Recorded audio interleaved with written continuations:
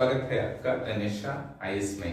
चलिए आज 11 JPSC 14 JPSC से रिलेटेड कुछ मुद्दों पर हम लोग बात करने वाले हैं। 11 जेपीएससी के इंटरव्यू के निरंतर आपको वीडियो दिए जा रहे हैं, उसका लाभ उठाइए। लगभग 20 वीडियो हमारे द्वारा दिए जा चुके हैं और आगे भी दिए जाएंगे।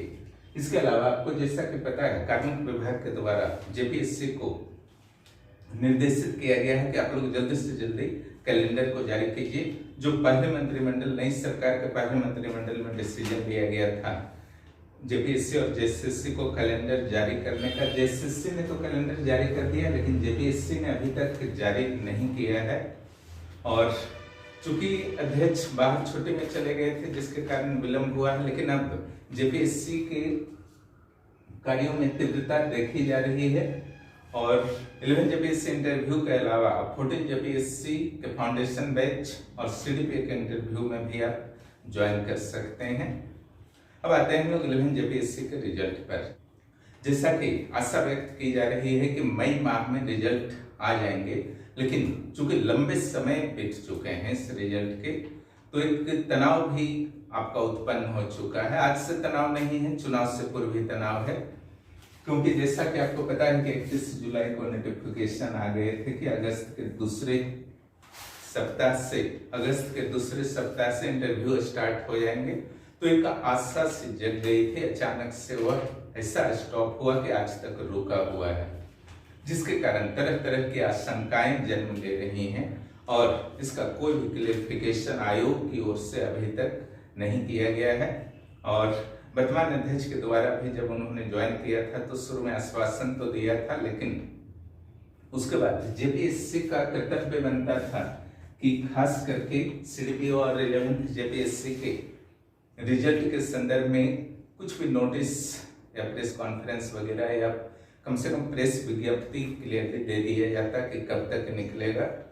कई बार छात्र मिलने का भी प्रयास किए हैं, कई बार मिलने में सफल भी रहे हैं, लेकिन केवल आश्वासन अभी तक मिला है। धरातल पर कुछ भी अभी तक उतरता हुआ नहीं दिख रहा है। इस स्थिति में खास करके असमंजस की स्थिति, जिसके कारण कई तरीके से र्यूमर्स भी उड़ते हैं इस असमंजस के कारण, है ना। इन्हीं चीजों को क्लियरिटी के लिए छात्रों के द्वारा निर्णय लिया गया है कि 7 तारीख को, आने वाले 7 तारीख को, आज 5 है यानी कि परसों, जेपीएससी आयोग के संदर्भ के समक्ष एक शांतिपूर्ण और अहिंसक आंदोलन किया जाएगा और जेपीएससी के अध्यक्ष, सदस्य या सचिव जिनसे मुलाकात हो पाई उनसे मुलाकात करके उनसे वस्तु स्थिति के बारे में जानकारी प्राप्त की जाएगी। और 11th जेपीएससी और सीडीपीओ के रिजल्ट्स कब तक दिए जा रहे हैं, इंटरव्यू कब से प्रस्तावित हैं, इन सारी चीजों पर निश्चित रूप से छात्रों के द्वारा जानकारी प्राप्त करने का प्रयास किया जाएगा। आशा है कि आयोग के द्वारा भी सहयोग किया जाएगा और आशा है कि आप लोग भी सहयोग करेंगे। जो भी खास करके रांची में उपलब्ध हैं अथवा आसपास के शहरों में उपलब्ध हैं और उससे कोई मजबूरी नहीं है, झारखंड में भी हैं, तो आपको सहयोग करना चाहिए, ठीक है। इस आंदोलन में सहयोग कीजिए और अपने रिजल्ट के बारे में जानकारी प्राप्त करने का प्रयास कीजिए, ठीक है। और जब भी प्रतिनिधि मंडल के रूप में आप जाते हैं, जिनको भी अवसर मिलता है, वहां पर सिर्फ अपने रिजल्ट के बारे में बात करना है। किसी भी अनऑथेंटिक न्यूज पेपर्स के बारे में आपको नहीं बात की, इस पेपर में ये आ गया है, वो आ गया, उससे कोई मतलब आयोग को नहीं होता है। आयोग का बस ऑथेंटिक यही होता है कि उसने अपने वेबसाइट पर क्या दिया या पेपर में भी दिया है, तो उसमें क्या प्रेस विज्ञप्ति वगैरह दिया है, नोटिफिकेशन वगैरह अगर आयोग का आया है, उस आधार पर आप बात कर सकते हैं। 31 जुलाई वाले को भी बात कर सकते हैं, वर्तमान सिचुएशन में भी बात कर सकते हैं, यानी कि उस तरीके का रेफरेंस नहीं देना है, ठीक है। निश्चित रूप से आशा व्यक्त करता हूं कि अंतिम आंदोलन आपका होगा और इसके बाद रिजल्ट ही आ जाएंगे मई माह में और इंटरव्यू आपकी प्रक्रिया शुरू हो जाएगी। हालांकि इंटरव्यू की तैयारी को आपको नहीं छोड़ना है और किसी भी र्यूमर्स में आपको नहीं पड़ना है, इसका ध्यान रखेंगे। अब हम लोग आगे आते हैं कि कितने विद्यार्थियों को इस बार इंटरव्यू के लिए कॉल किया जा सकता है। तो देखिए, सामान्य रूप से आपका 2.5 टाइम्स अभ्यर्थियों को क्या किया जाता है, इंटरव्यू के लिए कॉल किया जाता है। आपको पता है कि जो सीट्स की संख्या है वो 342 है, क्लियर। अब 342 का अगर 2.5 टाइम्स आप करते हैं तो 855 आता है। लेकिन कभी कभी क्या होता है कि ओबीसी के कट ऑफ से रिलेटेड कुछ प्रॉब्लम हो गए या लास्ट जो कट ऑफ है उस पर एक से अधिक स्टूडेंट हो गए, ऐसी स्थिति में रिजल्ट्स बढ़ जाया करते हैं, तो मिनिमम 100 रिजल्ट तो बढ़ेंगे, ठीक है। तो ये हो गया आपका 955, यानी कि 950 के आसपास रिजल्ट्स आ सकते हैं, इसका ध्यान रखेंगे। 950 के आसपास रिजल्ट्स आ सकते हैं। इसके अलावा अगर हम लोग कट ऑफ की बात करते हैं तो कट ऑफ के बारे में मैंने बता दिया है कि 520 से 25 मैक्सिमम जाएगा या इससे कम रहेगा, है ना, इसलिए इंटरव्यू कॉल के लिए। लेकिन अगर फाइनल लिस्ट में आपको नाम आना है तो 550 से ऊपर मार्क्स एनी हाउ रखना चाहिए, अन्यथा फाइनल लिस्ट में आना बहुत ही मुश्किल हो जाएगा। इंटरव्यू में कितना लाइएगा, 70 प्लस बहुत बेहतर मार्क्स होता है। तो डिफरेंस जो होना चाहिए, जो फाइनल कट ऑफ है उससे 50 से अधिक डिफरेंस नहीं होना चाहिए। उस स्तर पर अगर मार्क्स को पहुंचाना है मुख्य परीक्षा में तो 550 लाना होगा। जिनका एग्जाम बहुत अच्छा गया, एक्सपेक्ट कर रहे हैं रैंकर्स बनने का, उनको 600 प्लस मार्क्स लाना होगा, ठीक है, तब अंडर 100 में आ सकते हैं। 620 प्लस अगर आप ले आते हैं तो अंडर 20 में भी आ सकते हैं, टॉप रैंकर भी बन सकते हैं, ठीक है। और इसके अलावा किसी भी तरीके से नकारात्मक भावनाओं को नहीं पाले, ये हो जाएगा वो हो जाएगा। आपने काफी मेहनत किया है, अधिकांश आप में से अधिकांश काफी मेधावी छात्र रहे हैं। ऐसा नहीं कि इसी बार आपका पीटी हुआ होगा, पहले भी हुआ होगा, भविष्य में भी होगा, ठीक है। कहीं ना कहीं हो सकता है कि आप सर्विस कर रहे होंगे, तो कहीं जब हर जगह से भरोसा उठ जाता है तो फिर इस पर भरोसा करना चाहिए कि 11th जेपीएससी में सब कुछ ठीक ठाक होने वाला है। कम से कम आयोग और सरकार के साइड से कुछ गड़बड़ी नहीं होने वाली है, निश्चिंत रहिए। और आप जैसा परफॉर्म किए हैं, आप डिजर्व करते हैं, तो आपका फाइनल लिस्ट में निश्चित रूप से नाम रहेगा। अब आते हैं 14th जेपीएससी पर चर्चा करते हैं हम लोग। 14 जेपीएससी के स्ट्रेटजी वीडियोज को मैंने देना शुरू कर दिया है। कुछ पेपर्स का मैंने पीटी का भी दिया है, मेंस का भी दिया है, और यह जारी रहेगा। छोटे छोटे पार्ट्स का मैं विश्लेषण कर दूंगा, जिससे अगर आप घर में भी तैयारी कर रहे हैं तो आपको कोई विशेष समस्या नहीं आएगी।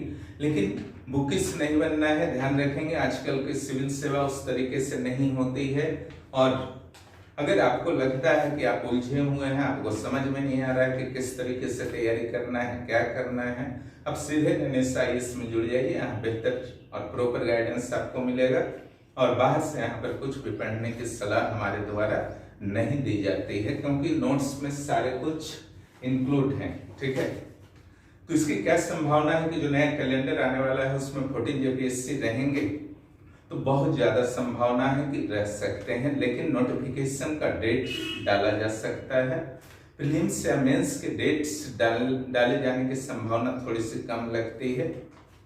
और जहां तक आपका जो वन विभाग वाला पोस्ट निकला हुआ है, कंजर्वेटर वाले और रेंजर वाले का, तो उसका मेंस का डेट रह सकता है, ठीक है। आपके इंटरव्यू का 11th जेपीएससी एंड CDPO के इंटरव्यू का डेट रह सकता है। लेकिन यहाँ पर बस एक वेरियर होता है 14th जेपीएससी जैसे आपका है, इसका बस वेरियर है आपका 11th जेपीएससी। ये जैसे ही इसका रास्ता क्लियर हो जाएगा, 14th जेपीएससी तो रुकने वाला है नहीं। उसके लिए आपको पहले से तैयार रखना चाहिए। तैयारी है तो कोई बात नहीं, नहीं ही तैयारी है तो 5 पेपर मेंस में, 2 पेपर पीटी में। इतना आसान नहीं होगा। आंसर राइटिंग प्रैक्टिस जो आपका होता है, इसमें एक बार में कोई भी उत्तर कंफर्म नहीं होता है। आपका नोट्स हैंड रिटेन आपका होना चाहिए, उसका सिनॉप्सिस होना चाहिए लास्ट राउंड रिवीजन के लिए। उसके बाद जो भी आप आंसर लिखते हैं आपको चेक कराना है, उसमें जो गलती होगी फिर से उसको लिखना होगा। तो एक लंबा प्रोसेस होता है, आज शांति दिमाग से ही उसको किया जा सकता है। ये सोचेंगे आपकी पीटी पास कर लेते हैं, उसके बाद आंसर राइटिंग प्रैक्टिस करते हैं। ये सब गलतफहमी है। बहुत सारे उदाहरण पड़े हुए हैं 11th के 7th के, है ना। सीनियर से आप बात कर सकते हैं इस संदर्भ में कि कुछ नहीं होता है और समय लास्ट में रीडिंग करके जाना पड़ता है। और आपका जो पीटी रिजल्ट होता है, कितना मेहनत से आपने पास किया था, उसको बस बलिदान करके आ जाते हैं। ऐसा गलती नहीं करना है। मुख्य परीक्षा का तैयारी अभी से कीजिए। जहां तक रेनिशा IAS की बात है, यहाँ पर आपका क्लास कभी रुकता ही नहीं है JPSC का। ना ही आंसर राइटिंग रुकता है, ना ही पीटी, ना ही मेंस के क्लासेस, ठीक है, रेगुलर चलते रहते हैं। आप जब चाहें ज्वाइन कीजिए वहां पर और उसका लाभ उठाइए। और रेगुलरिटी आपके लाइफ में सिविल सेवा के लिए बहुत जरूरी है। 7वां JPSC हो, 6ठा JPSC हो, इतिहास रहा है, जो जो रेगुलर रहे उनका फाइनल सिलेक्शन हुआ। उस इतिहास को ही उदाहरण बनाते हुए, उससे से प्रेरणा लेते हुए आपको रेगुलर रहना है। और जहां तक आपका इंटरव्यू मेंस भी आप दे देते हैं तो इस रूल्स को फॉलो करना है। जैसे ही मेंस देते हैं, इंटरव्यू की तैयारी कीजिए। 10-15 दिन के बाद फिर से आंसर राइटिंग प्रैक्टिस शुरू कर दीजिए। जो आपका UPSC के स्टूडेंट्स करते हैं, आपको भी करना है, ठीक है। तो इस सब आपके न्यूज थे। और CDPO के इंटरव्यू वाले जो भी हैं, तो उनके लिए एक वीडियो डाला गया था। एक CDPO मैम है, उनके रेफरेंस से, और भविष्य में भी डाला जाएगा। और CDPO के भी इंटरव्यू के क्लासेस चल रहे हैं, उनके नोट्स भी दिए गए हैं। LSW के स्पेशली यहाँ पर नोट्स दिए गए हैं, और बाकी जो कॉमन क्वेश्चंस हैं उनके भी आंसर दिए गए हैं। तो उसका भी आप लोग लाभ उठा सकते हैं, चाहे CDPO वाले आप हों, 11th JPSC वाले हों, 14th JPSC वाले हैं, ठीक है। सारे लोगों को अलर्ट रहना है। सावधानी हटी दुर्घटना घटी वाली स्थिति सिविल सेवा में होती है। पहला चांस ही लास्ट चांस आपका होना चाहिए। झारखंड के लिए तो यह बहुत जरूरी हो जाता है, क्योंकि दूसरा चांस कब मिलेगा उसकी कोई गारंटी नहीं होती। इसलिए फर्स्ट चांस में ही अपना सर्वस्व दे दीजिए और हर काम को पॉजिटिव होकर के वर्क कीजिए। जो भी इस चैनल पर नए हैं, चैनल को सब्सक्राइब कीजिए और दोस्तों को भी इस चैनल के बारे में जरूर बताएं। वीडियो देखने के लिए बहुत बहुत धन्यवाद।